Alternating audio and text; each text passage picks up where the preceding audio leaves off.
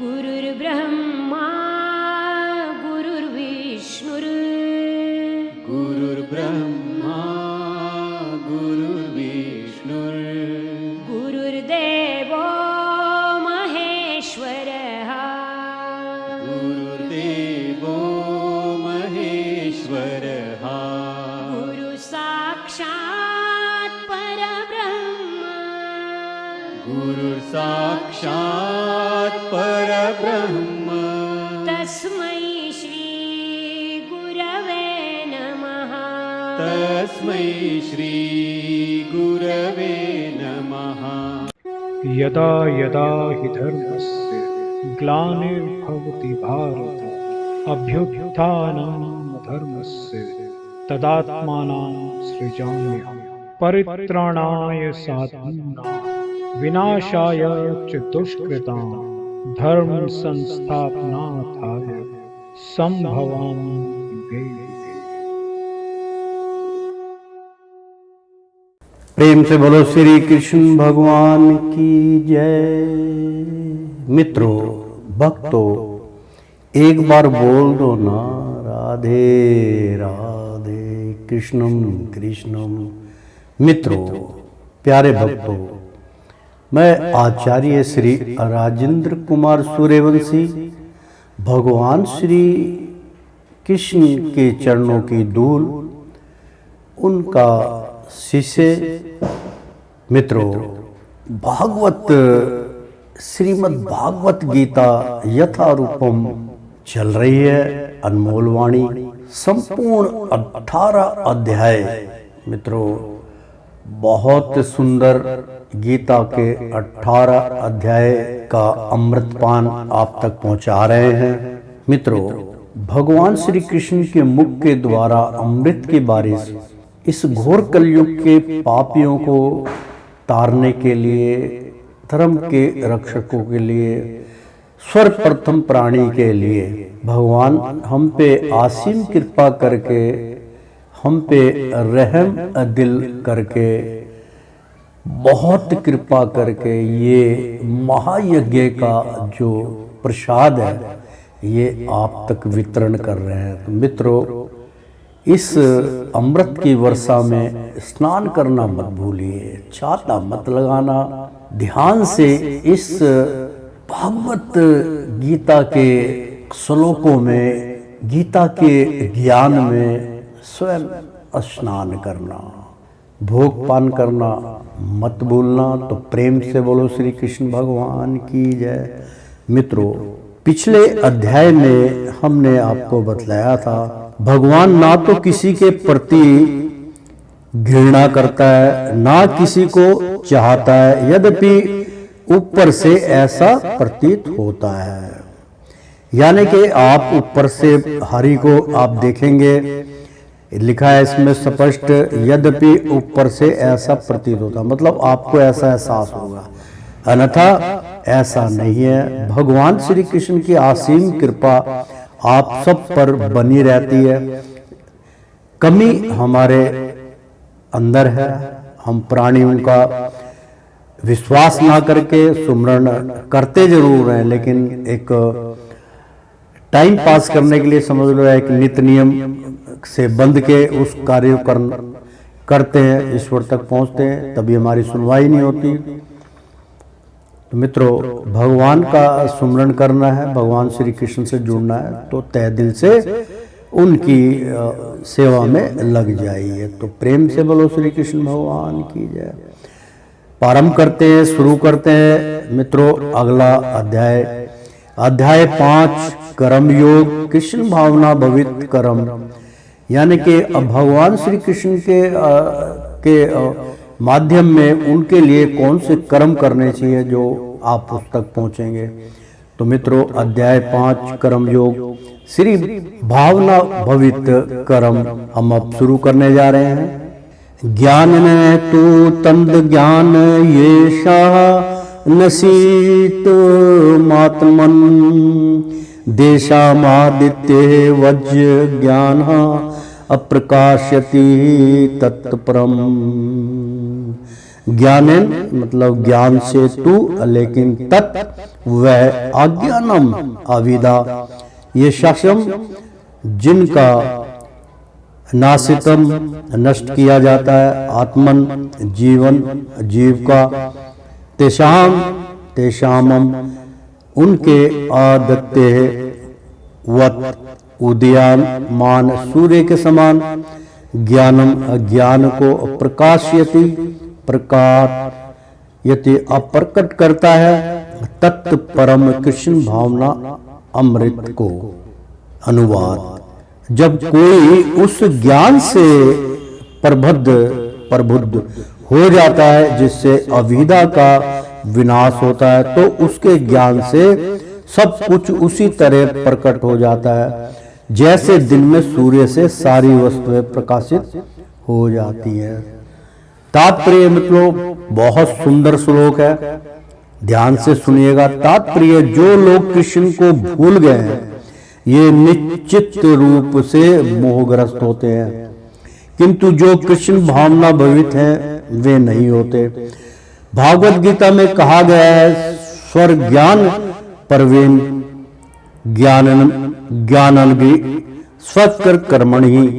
स्वर कर्मणि तथा ना ही ज्ञानेना सदृशम। ज्ञान सदैव सामान्य है, और वह ज्ञान क्या है? श्री कृष्ण के प्रति आत्म संपरण करने पर ही पूर्ण ज्ञान प्राप्त होता है। जैसा कि गीता में 7 और 19 में ही कहा गया है, बहुना जन्म ना मनते ज्ञान वनमाह पर पदते, अनेकानेक जन्म बीत जाने पर ही पूर्ण ज्ञान प्राप्त करके मनुष्य कृष्ण की शरण में जाता है।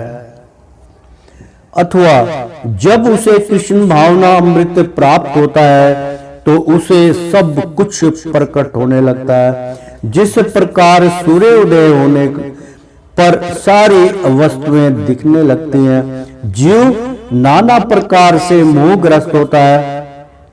उदाहरण जब वह अपने को ईश्वर मानने लगता है तो वह अविद्या के पास में जा गिरता है। यदि जीव ईश्वर है तो वह अविद्या से कैसे मोहग्रस्त हो सकता है? क्या ईश्वर अविद्या से मोहग्रस्त होता है? यदि ऐसा हो सकता है तो फिर अविद्या या शैतान ईश्वर से बड़ा है। वास्तविक ज्ञान उसी से प्राप्त हो सकता है जो पूर्णतः कृष्ण भावना भवित है। अतः ऐसे प्रमाणिक गुरु की खोज करनी होती है और उसी से सीखना होता है कि कृष्ण भावनामृत में क्या है, क्योंकि कृष्ण भावनामृत से सारी अविद्या उसी प्रकार दूर हो जाती है जिस प्रकार सूर्य से अंधकार दूर होता है। भले ही किसी व्यक्ति को इसका पूरा ज्ञान हो कि वह शरीर नहीं है, आपूति इससे परे है, तो भी हो सकता है कि वह आत्मा तथा परमात्मा में अंतर ना कर पाए। किंतु यदि वह पूर्ण प्रमाणिक कृष्ण भावना भवित गुरु की शरण ग्रहण करता है तो वह सब कुछ जान सकता है। ईश्वर के प्रतिनिधि से भेंट होने पर ही ईश्वर तथा ईश्वर के साथ अपने संबंध को सही जाना जा सकता है। ईश्वर का प्रतिनिधि कभी भी अपने आप को ईश्वर नहीं कहता, यद्यपि उसका सम्मान ईश्वर को ही अभांति किया जाता है क्योंकि उसे ईश्वर का ज्ञान होता है। मनुष्य को ईश्वर और जीव के अंतर को समझना होता है। अतः भगवान कृष्ण ने द्वितीय अध्याय में 2 और 12 में यह कहा है कि प्रत्येक जीव वह इष्ट है और भगवान भी वशिष्ठ है। ये सब भूतकाल में वशिष्ठ थे, संप्रति अभी वशिष्ठ है और भविष्य में मुक्त होने पर भी वशिष्ठ बने रहेंगे, वशिष्ठ बने रहेंगे। रात्रि के समय अंधकार में हमें प्रत्येक वस्तु एकासी दिखती है, किंतु दिन में सूर्य उदित होने पर सारी वस्तु में अपने अपने वास्तविक स्वरूप में दिखती है। आध्यात्मिक जीवन में वेस्ट की पहचान ही वास्तविक ज्ञान है। मित्रों, बहुत सुंदर है वेस्ट, यानी कि हमें अपनी पहचान कैसे है। आध्यात्मिक जीवन में वेस्ट की पहचान ही वास्तविक ज्ञान है, यानी कि आप सब कर्म करते हुए परमात्मा के कर्म में विलीन हो जाते हैं, जुट जाते हैं, वही वेस्ट है। यहां भी वो कर्म करने पड़ेंगे, हरि सुमरन करना पड़ेगा, वहां भी आपको करना पड़ेगा। उसके अलावा संसार में किसी प्रकार की कोई गूंज नहीं है। तद बुद्ध यस्त दातमान सत्रनी श्रेष्ठा तक परयाणा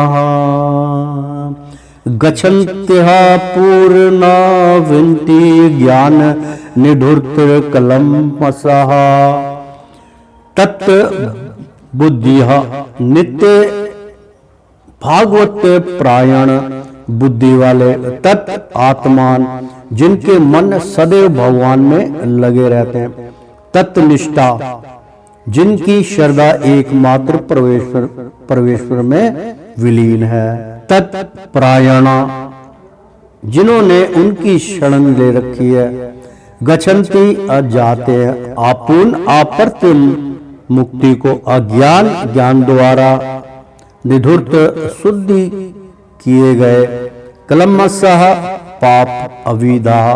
अनुवाद: जब मनुष्य की बुद्धि मन श्रद्धा तथा शरण सब कुछ भगवान में स्थिर हो जाते हैं, तभी वह पूर्ण ज्ञान द्वारा समस्त कलमश से शुद्ध होता है और मुक्ति के पथ पर अक्षर होता है।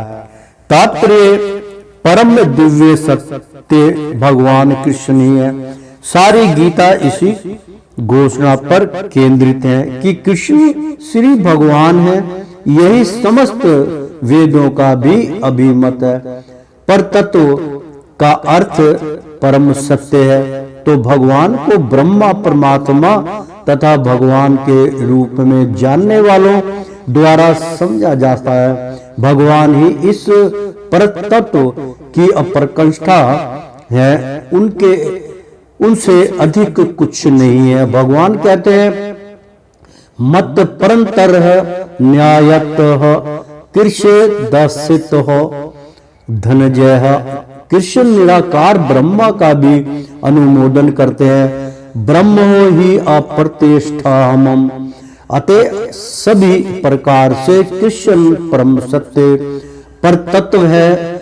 जिनके मन बुद्धि श्रद्धा तथा आश्रितता कृष्ण में है, अर्थात जो पूर्णतया कृष्ण भावना भवित है, उनके सारे कलमश धुल जाते हैं और उन्हें ब्रह्मा संबंधी प्रत्येक वस्तु का पूर्ण ज्ञान रहता है। कृष्ण भावना भवित व्यक्ति यह भली भांति समझ जा सकता है कि कृष्ण में दैत्य है, एक साथ एकता तथा विभिन्नता, एक साथ भी है अलग अलग भी है, एक साथ एकता तथा भिन्नता, और ऐसे अद्वितीय ज्ञान से युक्त होकर वह मुक्ति पथ पर अमुशिथर प्रागृति पर सकता है। यानी कि मित्रों, ऐसे ज्ञान, ऐसे दिव्य ज्ञान से युक्त होकर, मतलब जिसको इस ज्ञान की प्राप्ति हो जाए जो भागवत में बताई गई है, वह मुक्ति पथ पर यानी कि मुक्ति के मार्ग पर जीवन और मृत्यु के आवागमन के मार्ग को ही मुक्ति का मार्ग कहते हैं, जो आवागमन से मुक्त हो जाए। तो मुक्ति पथ पर सुस्थिर और सुशिथर यानी कि उस पे एक बहुत अपने आप को दृढ़ संकल्प कर ले, स्थिर हो जाए, तो सुस्थिर प्रागृति कर सकता है, मतलब उसके ऊपर चलने का संपूर्ण प्रयास कर सकता है। विधा विन्य है संपन्न है ब्राह्मण गवि हस्ततिनी सुनिया चैव शर्पा के चा पंडितिया समदर्शना। विधा शिक्षण, अविधा अज्ञानता, विधा शिक्षण विनय तथा निम्रता से असंपन्न युक्त, ब्राह्मण अब्राह्मण में, गवि गाय में, हस्तनानी हाथी में, असुनी कुत्ते में, च तथा एव निश्चय ही असव पाकेह कुत्ता पक्षी चंडाल में, च क्रम से पंडिता ज्ञानी समदर्शन समान दृष्टि से देखने वाले। अनुवाद। विनम्र साधु पुरुष अपने वास्तविक ज्ञान के कारण एक विद्वान तथा विनीत ब्राह्मण, गाय, हाथी, कुत्ता तथा चंडाल को समान दृष्टि समभाव से देखते हैं। बहुत विनम्र यानी कि बहुत ही यानी कि नम्रता से बहुत शांत होके ऐसे वास्तविक जो साधु पुरुष होते हैं, जो संत होते हैं, जो शांत होते हैं, वही वास्तविक ज्ञान के कारण एक विद्वान तथा विनीत ब्राह्मण, गाय, हाथी, कुत्ता तथा चंडाल को समान दृष्टि समभाव से देखते हैं।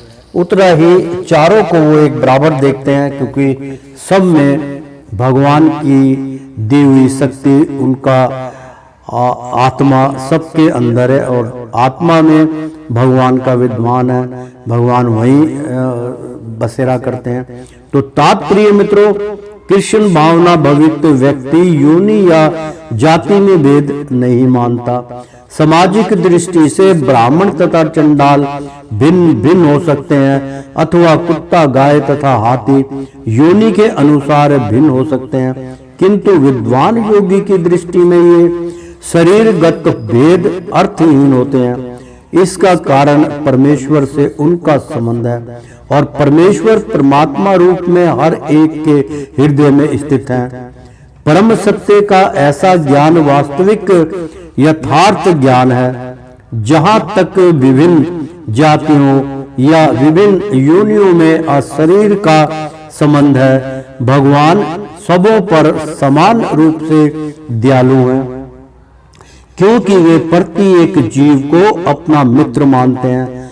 फिर भी जीवों की परिस्थितियों में की उपेक्षा करके वे अपना परमात्मा स्वरूप बनाए रखते हैं। परमात्मा रूप में भगवान चंडाल तथा ब्राह्मण दोनों में उपस्थित रहते हैं। यद्यपि मित्रों बहुत सुंदर है कि परमात्मा जो परमात्मा रूप में भगवान चंडाल तथा ब्राह्मण दोनों में उपस्थित रहते हैं, यानी कि दोनों के अंदर वो प्रवेश है। यद्यपि इन दोनों के शरीर एक से नहीं होते, शरीर तो प्रकृति के गुणों के द्वारा उत्पन्न हुए हैं, किंतु शरीर के भीतर आत्मा तथा परमात्मा समान आध्यात्मिक गुण वाले हैं। परंतु आत्मा तथा परमात्मा की यह समानता उन्हें मात्रात्मक दृष्टि से समान नहीं बनाती, क्योंकि वैश्विक आत्मा किसी विशेष शरीर में उपस्थित होता है, किंतु परमात्मा प्रत्येक शरीर में है। कृष्ण भावना भवित व्यक्ति को इसका पूर्ण ज्ञान होता है, इसलिए यह सचमुच ही विद्वान तथा समदर्शी होता है। आत्मा तथा परमात्मा के समान लक्षण है, क्योंकि दोनों चेतन शाश्वत तथा आनंदमय है, किंतु अंतर इतना ही है कि आत्मा शरीर की सीमा के भीतर सचेत रहता है, जबकि परमात्मा सभी शरीरों में सचेत है। परमात्मा बिना किसी भेदभाव के सभी शरीरों में विद्यमान है। मित्रों बहुत सुंदर ये श्लोक का तात्पर्य था। ये मैं थोड़ा सा इसका उच्चारण करके बतलाऊं, क्योंकि ये थोड़ा सा कठिन है। मित्रों मैं इसका उच्चारण करके बताता हूँ। श्रीमद् भागवत गीता यथारूप अध्याय 5 कर्म योग कृष्ण भावना भवित कर्म का यहाँ पे उल्लेख है। तो मित्रों भीतर आत्मा मतलब शरीर के भीतर आत्मा है, भीतर आत्मा तथा परमात्मा, देखो आप जो है पर हटा दो, ठीक है, आत्मा और पर हटा दो तो आत्मा बन जाती है, और पर लगा दो तो परात्मा, यानी कि परे का आत्मा। परे का आत्मा का मतलब परमात्मा, ईश्वर। भीतर आत्मा तथा परमात्मा समान आध्यात्मिक गुण वाले हैं, यानी कि इस थोड़ा सा तर्क को समझने की चेष्टा कीजिए भक्तों कि आत्मा तो पर को हटा लीजिए तो आत्मा रह जाएगी, पर डाल दीजिए तो परम आत्मा हो जाएगी। परमात्मा का अर्थ है भगवान, ठीक है। तो हमारे शरीर में आत्मा परमात्मा दोनों एक समान है, परे का ज्ञान भी उसको है और हमारे पूरे शरीर का भी ज्ञान उसको है, तो समान आध्यात्मिक गुण वाले हैं। मतलब परमात्मा जो है वो आध्यात्मिक गुण वाले हैं। आध्यात्मिक ज्ञान के द्वारा आत्मा को आप साक्षात्कार कर सकते हैं। तो परंतु आत्मा तथा, अब देखो दोनों परंतु, लेकिन इस बात को जान लीजिए, ये तो ठीक है दोनों है, लेकिन परंतु क्या है? किंतु परंतु बहुत बड़ा शब्द है मित्रों, इसकी डेफिनेशन क्या है परंतु की, कि भाई क्या इसमें अड़चन क्या है? तो परंतु का अर्थ होता है मित्रों, आत्मा तथा परमात्मा की है समानता उन्हीं मात्रात्मक दृष्टि से समान नहीं बनाती। यानी कि अगर आप, बहुत सुंदर, इसलिए मैं कह रहा था कि आपको नहीं समझ, परंतु आत्मा तथा परमात्मा, एक तो आत्मा हो गई और परमात्मा हो गई, भगवान यानी कि साक्षी आत्मा ही परमात्मा है, ठीक है, दोनों हो गए। कि यह समानता यानी कि दोनों एक समान, उन्हें मात्रात्मक यानी कि उसका कैसे हम मात्रा करें, कि उसकी मात्रा में कैसे उसको जोड़े, तो मात्रात्मक दृष्टि यानी कि उसको हम अपनी दृष्टि से एक समानता देख सकते हैं, से समान नहीं बनाती। यानी कि अगर हम उसको अपनी दृष्टि से देखें तो समान नहीं बनाती, क्योंकि हमारी दृष्टि में वो दोनों पृथक है। और यहाँ पे जो गीता ज्ञान है वो कहती कि दोनों सम है तो बनाती। तो हमारी दृष्टि तो पता नहीं यार, ये छोड़, इसको क्या देखना, मतलब टाल मटोल कर दी, क्योंकि वरिष्ठ यानी कि वरिष्ठ वही परमात्मा, वरिष्ठ आत्मा यानी कि परमात्मा, आत्मा किसी विशेष शरीर में, यानी कि जो आत्मा है ऐसी आत्मा, ऐसी विशिष्ट जो परमात्मा से जुड़ी हुई है। तो आत्मा किसी विशेष शरीर में, यानी कि बहुत ऐसा उज्जवल या ऐसा भगवान का कोई भक्त होता है तो शरीर में उपस्थित होता है। तो ऐसे शरीर में भगवान का और आत्मा का दोनों साक्षात्कार होता है मित्रों। दूसरी दिशा में उसको ये कहते हैं। तो भक्ति वेदना हो तो परमात्मा का वास हो जाता है, किंतु परमात्मा प्रत्येक शरीर में है। बड़ा उलझन वाला इसमें श्लोक है मित्रों, क्योंकि वैशिष्ट आत्मा किसी विशेष शरीर में, मतलब वो जो भगवान है, वशिष्ठ मतलब होता है भगवान, ज्ञानी, महाज्ञानी, वैशिष्ट आत्मा यानी कि जो परे का ज्ञान रखने वाली आत्मा है, किसी विशेष मतलब ऐसी आत्मा जो भगवान का परम ज्ञान उसको प्राप्त होता है, ऐसी आत्मा विशेष शरीर में उपस्थित होती है। वो किसी, जैसे बिरला या वो बहुत ज्ञानी पुरुष है, हर आदमी तो उपासना नहीं कर सकता ना, तो वो आत्मा जो है वो उपस्थित उसमें भगवान का समागम होता है, भगवान का विराजमान होता है। किंतु फिर आ गया, एक बारी परंतु आया था, अब किंतु आ गया। परंतु किंतु की बात हो रही थी ना, किंतु लेकिन, किंतु का मतलब लेकिन परमात्मा प्रत्येक शरीर में है। फिर एक तरफ कह रहे हैं कि लेकिन किंतु परमात्मा प्रत्येक शरीर में है। अगर परमात्मा का प्रतिबिंब, परमात्मा का जो प्रकाश स्वरूप जो आत्मा में विराजमान है, सूर्य, अगर वो तेज ना हो तो हमारा शरीर काम ही नहीं करेगा, हमारा ब्लड सर्कुलेट कैसे करेगा? वो तो उसी से करता है, सूर्य के प्रकाश से करता है। तो वो शक्ति कहाँ है? वो शक्ति हमारे शरीर में अमृत है। एक ऐसी जगह है हमारे शरीर में 2-3 बूंद अमृत होती है। हालांकि वो उसका मेरे को चैप्टर नहीं मेरे को बताना है, फिर भी अमृत पान हमारे शरीर को करना पड़ता है, क्योंकि आत्मा की जो खुराक है वो अमृत पान ही है। अमृत पान कैसे प्राप्त होता है मित्रों? वो पूरे 24 घंटे में सिर्फ 2 या 3 बूंद अमृत की तैयार होती है। वो हमारे कंठ के द्वारा, जो हमारा कौवा होता है जिससे हम बोलते हैं, तो कौवे में एक छोटा सा पॉइंट लगा होता है, मतलब गोल सा चने की तरह एक, कभी मुंह फाड़ के आप अपने कौवे को देखो तो उसमें थोड़ा सा एक आगे अगला हिस्सा जो होता है, जैसे किसी पक्षी की चोंच होती है उस प्रकार का, लेकिन जीभ जो होती है उसके अंदर आगे गोल सा वो भाग होता है। उसी से वो जो है, जो अमृत हमारा 24 घंटे में सारे ब्लडों का सब कुछ प्राप्त करके 2 बूंद जो तैयार होता है, वो उसके द्वारा फिर हमारे आत्मा को खुराक मिलती है। उसी से आदमी की जीवन शैलिका चलती है मित्रों। वो ना हो तो आत्मा का कोई विशेषता नहीं रह जाती। ये चैप्टर नहीं है इसमें मित्रों, ये मैंने वैसे आपको बतलाया है। विद्याएं तो बहुत हैं, जब जब मौका लगेगा मैं इसका ज्ञान प्रदान करूंगा आपको, क्योंकि वशिष्ठ आत्मा किसी विशेष शरीर में उपस्थित होता है, किंतु परमात्मा, किंतु आ गया ना मित्रों, तो परमात्मा प्रत्येक शरीर में है, लेकिन परमात्मा तो उसमें है, क्योंकि उसका प्रतिबिंब जो है, जो जिसको हम कहते हैं कि आत्मा भाई शरीर से निकल गई, एक ज्योति निकल गई है, तो उसमें वो शक्ति कहाँ से थी? ज्योतिनुमा जो शक्ति थी, वो सूर्य कहाँ था उसके अंदर, वो तेज कहाँ था? तो वो प्रकाश जो है, वो अमृत का बटोरा जो हमारे अंदर होता है आत्मा में, उसी को कहते हैं कि वो परमात्मा का वास है। परमात्मा का प्रतिबिंब सबके अंदर है, तो सबके अंदर परमात्मा का वास होता है मित्रों। तो किंतु परमात्मा प्रत्येक शरीर में कृष्ण भावना भवित व्यक्ति, जो कृष्ण भावना का मतलब होता है कि जो भगवान श्री कृष्ण के 18 अध्यायों को, मतलब संपूर्ण भागवत गीता का ज्ञान जिसको प्राप्त हो जाता है, समझ लो उसने भगवान श्री कृष्ण को प्राप्त कर लिया और उनकी शरणागत में चला गया।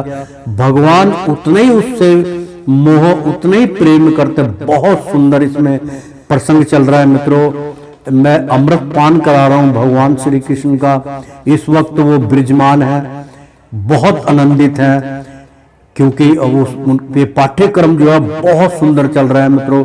इसकी व्याख्या मैंने इसीलिए करी है कि ये बहुत सुंदर, बहुत ही अनमोल इसके अंदर वाणी दर्ज है। तो परमात्मा श्री कृष्ण भावना भवित व्यक्ति, यानी कि जो व्यक्ति भगवान श्री कृष्ण के चरणों में, कौन सा व्यक्ति? जिसने संपूर्ण भागवत का ज्ञान प्राप्त किया है, श्रीमद् भागवत गीता यथारूपम का संपूर्ण ज्ञान जिसके अंदर है, समझ लीजिए श्री भगवान श्री कृष्ण के अंतरकण में समा गए। क्योंकि जीव बिल्कुल जीवित, मतलब जो है जीव काल में भगवान जो है इसके अंदर भागवत में विराजमान है, क्योंकि उनकी वाणी है। तो भगवान आनंदित हो गए, भगवान बहुत प्रसन्न होते हैं और उस व्यक्ति के आसपास, उस व्यक्ति के अंदर विराजमान रहते हैं। तो व्यक्ति को इसका पूर्ण ज्ञान होता है, इसलिए वह सचमुच ही विद्वान तथा समदर्शी होता है। मतलब वो सारी संसार को, हर चीज को पहचानता, सब कुछ देख सकता है। आत्मा तथा परमात्मा के समान, आत्मा और परमात्मा के समान लक्षण है, मतलब दोनों के लक्षण बराबर हो जाते हैं, क्योंकि दोनों चेतन, दोनों ही उस चेतन, मतलब उनकी जो चेतना है वो भगवान के शरणागत में, भगवान के सत्संग में मतलब जो है वो पूरी तरीके से आसक्त हो जाती है। इसलिए वो जो है, इसलिए यह सचमुच ही विद्वान तथा समदर्शी होता है। आत्मा तथा परमात्मा के समान लक्षण है, क्योंकि दोनों चेतन, मतलब भक्त भी चेतन, हरि भी चेतन, क्योंकि दोनों में एक ही, जब वो समा जाते हैं तो दोनों एक हो जाते हैं। तो वो इतना प्रेम करते हैं, जिसकी वजह से मुझे प्रभु इजाजत दे दो मैं बोलूं। महाराज मुझे बड़ी प्रसन्नता से हाथ ऊपर करके मुझे बतला रहे हैं कि कोई बात नहीं है, जैसे आपकी इच्छा। तो परमात्मा इस वक्त वो ऐसे व्यक्ति के लिए क्या कह रहे हैं मित्रों, बेशक आप इसका खंडन करें लेकिन खंडन कर नहीं पाएंगे आप, क्योंकि ये अमुख ज्ञान है जो मैं आपको बतला रहा हूं। जो कृष्ण भावना भवित व्यक्ति है, जो इस भागवत को संपूर्ण तरीके से एक एक अल्फाज को अपने अंदर उतार लेता है मित्रों, उसके अंदर कैसी प्रसन्नता उत्पन्न होती है ये आप खुद स्वयं जानते हैं। इसमें हरि महाराज कह रहे हैं कि ऐसे व्यक्ति को मैं, जैसे मुझे राधा से प्रेम था ना, ऐसे ही प्रेम मैं उस व्यक्ति से, उस भक्त से करता हूं, अति प्रसन्न हो जाता हूं जिसने मेरे इस भाव को अपनाया। तो प्रेम से बोलो श्री कृष्ण भगवान की जय। राधा जैसा प्रेम आपको प्राप्त हो जाए, मैं तो सारी जिंदगी इसका उच्चारण करता रहूं गीता का। ऐसी ये भागवत अमृत चल रहा है मित्रों। तो आत्मा तथा परमात्मा के समान लक्षण है, क्योंकि दोनों चेतन शाश्वत तथा आनंदमय है। दोनों ही चेतन में जागृत है, शाश्वत है, उनको जीवन मृत्यु कोई लेना देना नहीं है, तथा आनंदमय है, मतलब इससे ऊपर का आनंद कोई नहीं। किंतु अंतर इतना है कि आत्मा शरीर की सीमा के भीतर सचेत रहता है। मतलब हमारी जो आत्मा है वो शरीर को छोड़ती नहीं है, शरीर के बाहर नहीं जाती है। उस आत्मा को बाहर जाने के लिए, क्योंकि मन जाता है हमारा, आत्मा वही रहती है। आत्मा जब भगवान श्री कृष्ण से मिल जाएगी, दोनों सम हो जाएंगे, तो भगवान की शरणागत में रहेगी, जाएगी, सुंदर सुंदर स्वप्न देखेगी, भगवान की शरणागत प्राप्त होगी, परेलोक को देखेगी, गौलोक के दर्शन करेगी, ये सब कुछ इसमें प्रवेश हो जाता है। तो भीतर सचेत रहता है, मतलब आत्मा हमारे शरीर के अंदर चेतन उसका जागृत रहता है, सचेत रहता है, बिल्कुल चौकन्ना रहता है, जबकि परमात्मा सभी शरीरों में सचेत है। भगवान जब आत्मा सचेत है तो भगवान भी सचेत है, क्योंकि आत्मा ही परमात्मा स्वरूप है। परमात्मा बिना किसी भेदभाव के सभी शरीरों में विद्यमान है। भगवान हरि महाराज की दृष्टि में कोई भेदभाव नहीं है मित्रों। पूरा संसार उनके लिए एकम दृष्टि से देखते हैं। वो कोई उनके लिए, कोई इस संसार के जो अलग अलग पृथक पृथक हमने जो जाति बना रखी है, जो जातिवाद है, और जो शूद्र है, कोई ब्राह्मण है, कोई राजपूत है, कोई सूर्यवंशी, मतलब अनेकों हजारों किस्म की प्रजातियां, हजारों किस्म की, लाखों करोड़ों तो जानवर की जातियां, परिंदे हैं, मछलियां हैं, ये सब कुछ, सबके अंदर प्राण है। सब हरि से कहीं ना कहीं उनका नेहा लगा हुआ है। तो भगवान श्री कृष्ण के लिए सब बराबर है, उनकी निगाह में कोई मार्ग अलग नहीं है। उन्होंने एक ही द्वार बनाया है, एक ही द्वार से वो इस संसार की उत्पत्ति करते हैं। कोई भी प्राणी, कोई भी जीव आत्मा सब यूनि से उत्पन्न होती है, और अंतिम जो जाने का मार्ग है, शमशान, कब्रिस्तान, जल, वहां पे वो शरीर अंतिम उसकी प्रतिक्रिया जो भी होती है वो करते हैं। तो दोनों का मार्ग एक ही है। तो फिर पृथक क्या है? हमारी केवल सोच और कुछ नहीं मित्रों। सबसे प्रेम कीजिए, कहने का तात्पर्य यह है। इह तेजरित सर्गो ये साह सम्य चिंतित मनः निर्दोष ही आसम ब्रह्मा तस्मादर ब्रह्माणि अर्तेह शिस्तता। यह इस जीवन में एवं निश्चय ही तय उनके द्वारा जीता हुआ सग्र जन्म तथा मृत्यु, ये शाम जिनका शाम्य क्षमता में अस्थितम स्थिति मन मन निर्दोषम दो प्रहित ही अनिश्चय ही असमम समान ब्रह्मा ब्रह्मा की तरह तस्मात् अतः ब्राह्मणी परमेश्वर में ते वे स्थित है। अनुवाद जिनके मन एक तव तथा समता में स्थिर हैं, उन्होंने जन्म तथा मृत्यु के बंधनों को पहले ही जीत लिया है। वे ब्रह्मा के समान निर्दोष हैं और सदा ब्रह्मा में ही स्थित रहते हैं। बहुत सुंदर यहाँ पर अनुवाद है मित्रों कि जिनके मन एक तव तथा यानी कि जिनके मन एक तरफ लगते हैं यानी कि एक तव तथा समानता में स्थित हैं, मतलब वो इधर उधर नहीं भटकते। उन्होंने जन्म तथा मृत्यु के बंधनों को पहले ही जीत लिया है, मतलब ना तो वो जीवन से मरते हैं ना जन्म से, मतलब दोनों को समतल समझते हैं कि जीवन है तो मृत्यु है, मृत्यु है तो जीवन है, दोनों समान है। तो वे ब्रह्मा के समान निर्दोष हैं। तो जैसे ब्रह्मा निर्दोष है वैसे वैसे व्यक्ति भी निर्दोष होते हैं और सदा ब्रह्मा में ही स्थित रहते हैं, मतलब उनको हमेशा ब्रह्म ज्ञान की प्राप्ति होती है। भगवान का सुमरन करते हैं उनको ब्रह्म ज्ञान होता है, उसी को ब्रह्मा कहते हैं। पर ब्रह्मा ब्रह्मा से फिर पर ब्रह्म में विलीन हो जाते हैं। तो तात्पर्य मित्रों, जैसा कि ऊपर कहा गया है, मानसिक समता आत्मा साक्षात्कार का लक्षण है। जिन्होंने ऐसी अवस्था प्राप्त कर ली है उन्हें भौतिक बंधनों पर विशेषतया जन्म तथा मृत्यु पर विजय प्राप्त किए बिना मानना चाहिए। तब तक मनुष्य शरीर को आत्म स्वरूप मानता है, वह वृद्ध जीव माना जाता है। किंतु जो ही वह आत्मा साक्षात्कार द्वारा समचित्तता यानी कि समचित्तता की अवस्था को प्राप्त कर लेता है, वह वृद्ध जीव यानी कि जीवन मृत्यु को जब वो समानता में एक साथ देख लेता है, वो कि दोनों दोस्त हैं, दोनों एक ही चीज हैं, तो वह वृद्ध जीव से मुक्त हो जाता है।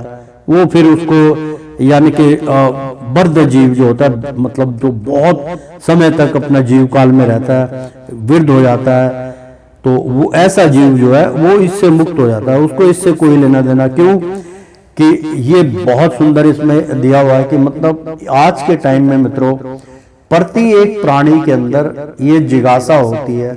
जैसे जैसे वो वृद्ध अवस्था में आता है उसको एक बीमारी लगती है जिसको बोलते हैं साइकोलिबिया का रोग। साइको तो आपको पता साइकोलॉजी कैसे होते हैं, दिमाग को इधर उधर घुमाते हैं, आपने ऐसे किया होगा ऐसे किया होगा, चारों तरफ अपनी मतलब जो है वो तर्क पत्रक करते हैं, फिलॉसफी करते हैं। लेकिन मित्रों उनको जो ऐसे जो इस पे विजय प्राप्त कर लेते हैं उनको इस बुढ़ापे से कोई लेना देना नहीं है। वो अपना जीवन काल जिस प्रकार से चल रहा उसी प्रकार से चलता रहता है, तो वो वृद्ध भी नहीं होते, उनका चेहरा अच्छा होता है, चलने में कोई तकलीफ नहीं होती है। जो आदमी मान लीजिए आप हो गए 50 साल के, या आप हो गए 60 साल के, या आप हो गए 70 साल के, लेकिन आप आत्मा तो वही है, मन भी वही है, हृदय भी वही है। ये सब चीजें कोई वृद्ध थोड़ा होती है, शरीर ही वृद्ध हुआ है सिर्फ। आपकी सोच नहीं बदली, आपकी इंद्रियां नहीं बदली, सब इंद्रियां वैसी वैसी है, सिर्फ कमजोर हो जाती हैं बस। तो मन इधर उधर क्यों भटकाना, क्यों साइकोलिबिया का रोग लग जाता है। अब मुझे पता है ये 70 साल का हो गया, आयु इसकी 70 साल की होगी, वो बात कर रहा है 40 साल वाले बंदे की। वो 40 साल का बच्चा जो जिसकी आयु 70 साल की होगी, तो 40 साल का जो व्यक्ति है वो तो उसके पुत्र के समान हुआ ना, लेकिन वो उसको पुत्र नहीं कहेगा, उसको अंकल जी बोलेगा। ये तो आज का चलन चल रहा है। तो मित्रों इससे दूर हो जाइए, इस कार्य में मत विलीन होइए, अपने समय के अनुसार अपने आप को बदलने की चेष्टा कीजिए, तो वृद्ध जीव से मुक्त हो जाता है। दूसरे शब्दों में उसे इस भौतिक जगत में जन्म नहीं लेना पड़ता।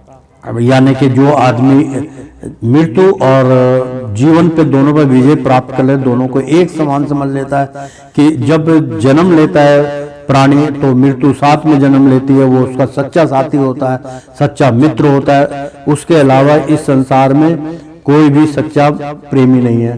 मृत्यु ही सत्य है। मृत्यु के से ही मतलब जो है वो आपके शरीर से उसका ताल्लुक है। दोनों अंत में बोलते हैं, हाँ भाई अब चलें, छोड़ दें इसको, इस मकान को छोड़ दें, इस घर को। फिर दोनों की संधि होती है कि यार छोड़ दें, अब इसमें कुछ नहीं रखा है, बेकार है, देखिए ये भी हिल रहा है, इसमें कुछ नहीं है, खा भी नहीं सकता, पी भी नहीं सकता, छोड़ दे इसको। तो दोनों संधि करके जीवन और मृत्यु, यानी कि जीवन शरीर छोड़ेगा, आत्मा अजय अमर है। आत्मा और मृत्यु दोनों आजाद हो जाते हैं। दोनों कहते हैं ठीक है भाई, आपने अंत तक मेरा साथ निभाया, आप चलते हैं। तो दोनों यहां से आजाद हो जाते हैं। तो दूसरे शब्दों में उसे इस भौतिक जगत में जन्म नहीं लेना पड़ता, फिर उसको यहाँ संसार में आने की आवश्यकता नहीं है। आपूर्ति अपनी मृत्यु के बाद वह आध्यात्मिक लोक को जाता है। भगवान निर्दोष हैं क्योंकि वे आसक्ति अथवा घृणा से रहित हैं। इसी प्रकार जब जीव आसक्ति अथवा घृणा से रहित होता है तो वह भी निर्दोष बन जाता है और वैकुंठ जाने का अधिकारी हो जाता है। ऐसे व्यक्तियों को पहले से ही मुक्त मानना चाहिए। उनके लक्षण आगे बतलाए गए हैं। ना परहे ना पर से त्रिप्रहा प्रप्यः नोदिजेह तत्प्रापय अचाप्रियहम्। बहुत सुंदर श्लोक था मित्रों। अस्थिर बुद्धिः संगमुंडो ब्रह्माविद ब्राह्मणी ब्राह्मणी स्थितः ब्रह्मणी स्थितः न कभी नहीं अप्रहास्यते हर्षित होता है। प्रियम प्रिय को अप्राय प्राप्त करके और न नहीं उदेजित विचलित होता है। पापेह प्राप्त करके अच्छा भी अभी अप्रियम अप्रिय को अस्थिर बुद्धि आत्म बुद्धि है कृष्ण चेतना। आत्म बुद्धि यानी कि कृष्ण चेतना असंभूड। स्थिर बुद्धि का मतलब है कि आपका भगवान में ध्यान लग गया। स्थिर बुद्धि संस्कृत का मित्रों, स्थिर बुद्धि आत्म बुद्धि कृष्ण चेतना। असंमूढ़ मोह रहित संशय रहित ब्रह्मविद ब्राह्मण या पर ब्रह्मा को जानने वाला ब्राह्मणी ब्रह्मा में स्थित अनुवाद। जो ना तो प्रिय वस्तु को पाकर हर्षित होता है और ना अप्रिय को पाकर विचलित होता है। जो स्थिर बुद्धि है, जो मोह रहित है और भगवद्दी यानी कि भगवद विद्या को जानने वाला है, वह पहले से ही ब्रह्मा में स्थित रहता है। तात्पर्य मित्रों, यहाँ पर स्वरूप प्रसिद्ध व्यक्ति के लक्षण दिए गए हैं। पहला लक्षण यह है कि उसमें शरीर और आत्म तत्व के तदात्मय का भ्रम नहीं रहता। वह यह भली भांति जानता है कि मैं यह शरीर नहीं हूं, आपूर्ति भगवान का एक अंश हूं। अतः कुछ प्राप्त होने पर ना तो उसे प्रसन्नता होती है और ना शरीर की कुछ हानि होने पर शोक होता है। मन की यह स्थिरता स्थिर बुद्धि या आत्म बुद्धि कहलाती है। अतः वह ना तो स्थूल शरीर को आत्मा मानने की भूल करके अमोहग्रस्त होता है और ना शरीर को स्थायी मानकर आत्मा के अस्तित्व को ठुकराता है। इस ज्ञान के कारण वह परम सत्य यथार्थ ब्रह्मा परमात्मा तथा भगवान के ज्ञान को भली भांति जान लेता है। इस प्रकार वह अपने स्वरूप को जानता है और पर ब्रह्मा से हर बात में तदाकार होने का कभी यत्न नहीं करता। इससे ब्रह्मा साक्षात्कार या आत्मा साक्षात्कार कहते हैं। ऐसी स्थिर बुद्धि कृष्ण भावनामृत कहलाती है। मित्रों, इसका मैं उच्चारण करके बतलाऊंगा। बहुत सुंदर इसका अनुवाद बतलाया गया, तात्पर्य बतलाया गया। मैं इसका उच्चारण कर देता हूँ। तात्पर्य का मतलब भी उच्चारण ही होता है मित्रों। तो कई बार इसमें ऐसे शब्द होते हैं जिनको थोड़ा सा समझना कठिन होता है। आप मेरे जैसा मूर्ख नहीं समझ पाता, इसलिए मैं सोचता हूँ कि मैं मूर्ख हूँ तो मेरे साथ मेरे भाई भक्त भी होंगे, तो क्यों ना उनके साथ शेयर किया जाए। तो मित्रों मैं अब आपको बतला रहा हूँ का तात्पर्य। यहाँ पर स्वरूप प्रसिद्ध व्यक्ति, यानी कि जो सब रूपों को जानता है, ऐसा व्यक्ति जो सारे संसार के लक्षणों को जानता है। सब रूप प्रसिद्ध व्यक्ति के लक्षण दिए गए। मतलब ऐसे व्यक्ति को आप कैसे पहचानोगे, यार ये तो बहुत पहुंचा हुआ लगता है।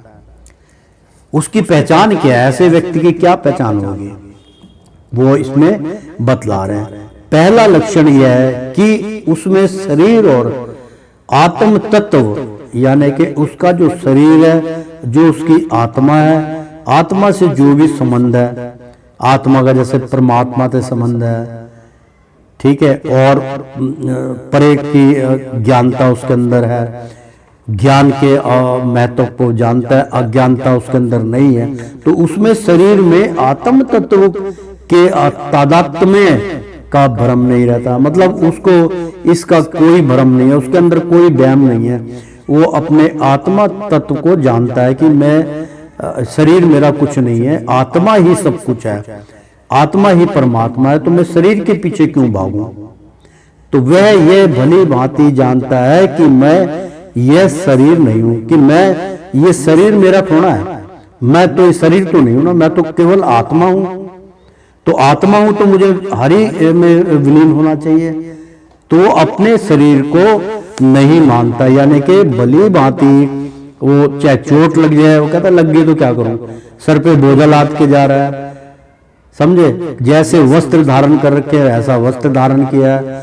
मतलब महाज्ञानियों की पहचान बता रहा हूं आपको मित्रों। कई बार वस्त्र पे मत जाओ यार, ये तो फटीचर हाल में, ये क्या ज्ञानी होगा। अब कई बार मित्रों माफ कीजिएगा, कई बार मेरी इंट्रोडक्शन होती बहुत विद्वान आदमी से, जिन्होंने संस्कृत के अंदर हिंदी में भी पीएचडी की होती है, उनसे अंग्रेजी में भी की होती है, उनसे वार्तालाप होती है बहुत नरम स्वभाव से। लेकिन वो लोग मेरे को जब देखते हैं तो एक बार उनके मन की शंका में हटा देता हूँ, मेरे वस्त्र में मत जाइए, मैं धोती कुर्ता पहन के तिलकधारी नहीं हूं। मेरे अंतरकण को देखिए, मैं कौन हूं, पहचानिए। जिस प्रकार हरि को तुम नहीं पहचान सकते, उस प्रकार ऐसे भक्त को पहचानना बहुत कठिन होता है मित्रों। तो वह यह भली भांति जानता है कि मैं यह शरीर नहीं हूं, आपूति भगवान का एक अंश हूं। मतलब मैं, ये शरीर क्या है मेरा, ये तो भगवान का एक अंश है, जिसको मैं सुरक्षा कवच समझकर उसकी देखभाल करता हूं।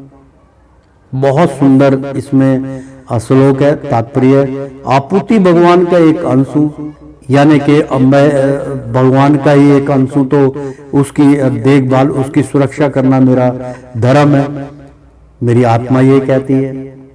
तो अतः कुछ प्राप्त होने पर ना तो उसे प्रसन्नता होती है। अब जितनी मर्जी मैं आज यार मेरे, मान लीजिए मेरे किसी मुलाकात, भाई और बताओ ठीक है, काम काज कैसा चल रहा, बढ़िया चल रहा है यार, आज तो बहुत मतलब 10 उंगली आपकी घी में है, क्यों भाई, आज तो आपकी लैटरी खुल गई, आज तो आपको धन मिल गया, आपको 10-20 हजार की कहीं से पैसे आ गए। और जो ज्ञानी पुरुष होते हैं, जिनको सब कुछ पता ही है, वो कह देते यार मेरे को तो कोई प्रसन्नता नहीं है भाई। वो इतना सब कुछ प्राप्त होने पर भी प्रसन्नता महसूस नहीं करते। कोई गाड़ी ले आया नहीं, या कुछ ऐसा कर दिया, किसी की मदद कर दी उन्होंने 10-20 हजार की या 50 हजार की, तो उसकी गणना नहीं करते, वो बिल्कुल साधारण, उनको कोई फर्क नहीं पड़ता। तो ये अच्छी महापुरुषों की पहचान है। और ना शरीर की कुछ हानि होने पर शोक होता है। शरीर में कोई चोट लग गई है या दुख हो रहा है, दर्द हो रहा है, तो उसकी इतनी उसको परवाह नहीं होती। मन की यह स्थिरता जो है, स्थिर बुद्धि, यानी कि उसका जो बुद्धि है वो एक समान है, एक तरफ स्थिर है, भटकती नहीं है, यह आत्म बुद्धि कहलाती है। यानी कि मन की यह स्थिरता, यानी कि मन एकाग्र होने के पश्चात स्थिर बुद्धि, फिर उसकी स्थिर बुद्धि हो जाती है, बिल्कुल एक तरफ टिकी रहती है, इधर उधर उसका दिमाग नहीं जाता कि तू इसको मानने लग जा चाहे इसको मानने लग जा। नहीं यार, मैं तो सिर्फ केवल भगवान श्री कृष्ण का भक्त हूँ, उनके चरणों की धूल हूँ, उनके अलावा मैं मान सम्मान सबका करता हूँ लेकिन मानता मैं उन्हीं को हूँ। तो यह आत्म बुद्धि, स्त्री बुद्धि या आत्म बुद्धि कहलाती है। अतः वह ना तो स्थूल शरीर को आत्मा मानने की भूल करके, यानी कि वो शरीर को आत्मा कभी नहीं मानता, आत्मा का वो दर्जा पृथक है, शरीर आत्मा से अलग है, भिन्न है, तो आत्मा मानने की भूल करके मोहग्रस्त होता है। यानी कि अतः वह ना तो स्थूल शरीर को आत्मा मानने, मतलब अपने स्थूल शरीर को ना तो आत्मा मानने की भूल करके, मतलब उसको क्योंकि मित्रों दो देह होते हैं, स्थूल देह और सूक्ष्म। सूक्ष्म जो है उसका ताल्लुक जो है वो आत्मा से है, स्थूल का मन से है, सीधी सी बात है। अतः वह ना तो स्थूल शरीर को आत्मा मानने की भूल करके मोहग्रस्त होता है, इसलिए वो मोह में कभी नहीं फंसता, और ना शरीर को स्थायी मानकर आत्मा के अस्तित्व को ठुकराता है। वो आत्मा को मतलब जो है स्थायी मानकर, यानी कि शरीर को स्थायी मानकर आत्मा के अस्तित्व, लेकिन आत्मा का जो अस्तित्व है उसको कभी नहीं ठुकराता, उससे कभी विमुख नहीं होता। इस ज्ञान के कारण वह परम सत्य अर्थात ब्रह्मा, यानी कि परम सत्य जो है ब्रह्मा है, ईश्वर है, परमात्मा है, वही सत्य है, वो सबसे बड़ा सत्य है। इस ज्ञान के कारण वह परम सत्य अर्थात ब्रह्मा, परम सत्य क्या है? परम सत्य ब्रह्मा है। ब्रह्मा क्या है? विष्णु नारायण है। तो अर्थात ब्रह्मा परमात्मा, यानी कि ब्रह्म ज्ञान उसको प्राप्त है, परमात्मा तथा भगवान के ज्ञान को भली भांति जान लेता है कि वास्तुतः परमात्मा क्या है, ब्रह्मा क्या है, भगवान क्या है, उस ज्ञान को वो प्राप्त कर लेता है। वो ज्ञान क्या है? श्रीमद् भागवत गीता का अमृतपान।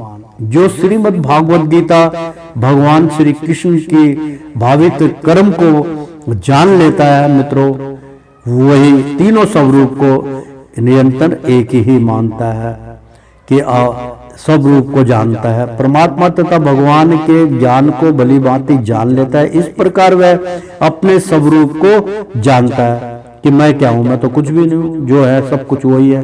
और पर ब्रह्मा से हर बात में, यानी कि पर ब्रह्मा यानी कि सत्संग की बात इसमें चल रही है। एक सत्संग होता है मित्रों, एक सत्संग होता है, तो यहाँ पे सत्संग की बात हो रही है कि पर ब्रह्मा से हर बात में तदाकार होने का कभी यत्न नहीं करता, वो कभी भी उनकी बराबरी नहीं करता, वो उनके शरणागत में रहता है कि प्रभु सब कुछ आप ही हैं, मैं क्या हूं, मैं तो कुछ भी नहीं हूं, मैं तो मिट्टी के समान हूं।